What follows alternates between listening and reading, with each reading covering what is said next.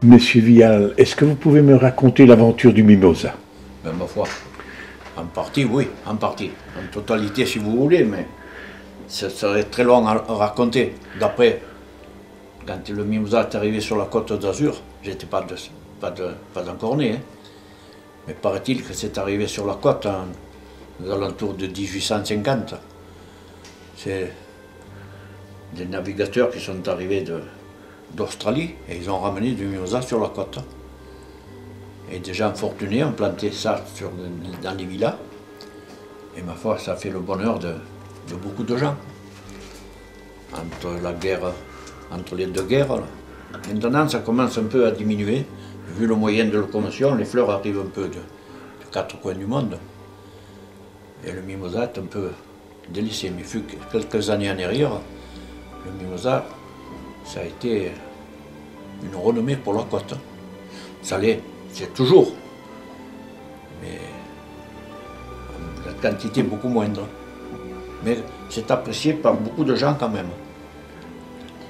Et Tanneron, c'était un petit peu la capitale. Ben, ma foi, on dit Mandelieu, Cannes, mais oui. Je pense que Tanneron en fait partie. Oui. La capitale du Mimosa. C'est plus connu que Mandelieu pour le Mimosa. Ma foi, ben, question quantité de Mimosa, je pense que oui. Oui. Superficie également. Quoique maintenant, il y a beaucoup de Mimosa sauvages. Oui. Quoi, les gens ont la volonté de travailler. Mais ce n'est pas une question à cause de la rentabilité. Aussi, également.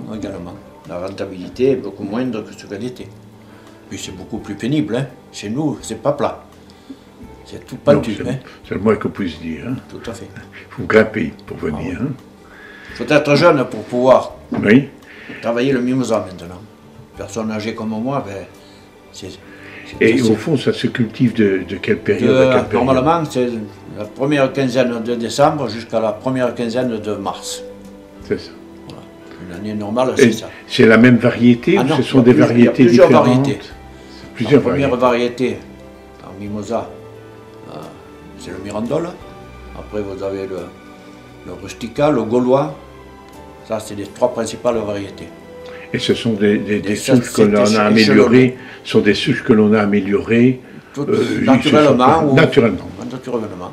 Des décroissements, voilà. C'est ça. Il y a eu beaucoup de greffage, hein, et puis c'est venu qu'il y avait beaucoup de variétés de Mimosa, mais les gens avant moi ont sélectionné les variétés, elles sont toujours en vigueur.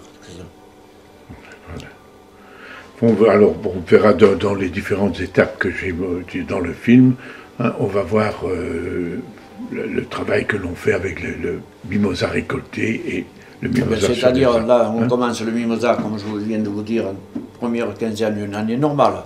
Décembre, souvent, il y a un mois d'écart d'une année sur l'autre. Mais on le coupe vert, on le fait fleurir dans une chambre qui est chauffée. Oui. Une température de 25 degrés, 23-25 degrés. Par contre, l'hygrométrie, il y a à peu près 95% beaucoup d'humidité. Et le Mimosa vert, avec la chaleur et l'humidité, fleurit. Ce qui nous permet de travailler 40 jours avant la floraison naturelle. Pour les fêtes de fin d'année. Pour les fêtes de fin d'année. Voilà, c'est vrai. Eh bien, M. Vial, je vous remercie beaucoup de votre coopération. On va voir quand il est possible. On le fait.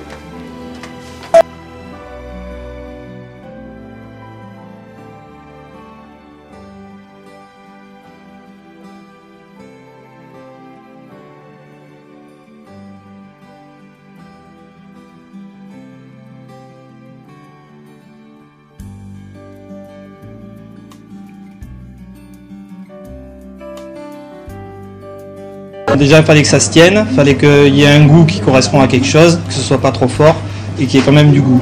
Et c'est délicieux. Ça a une base de citron et de mimosa à la fois. C'est très bon.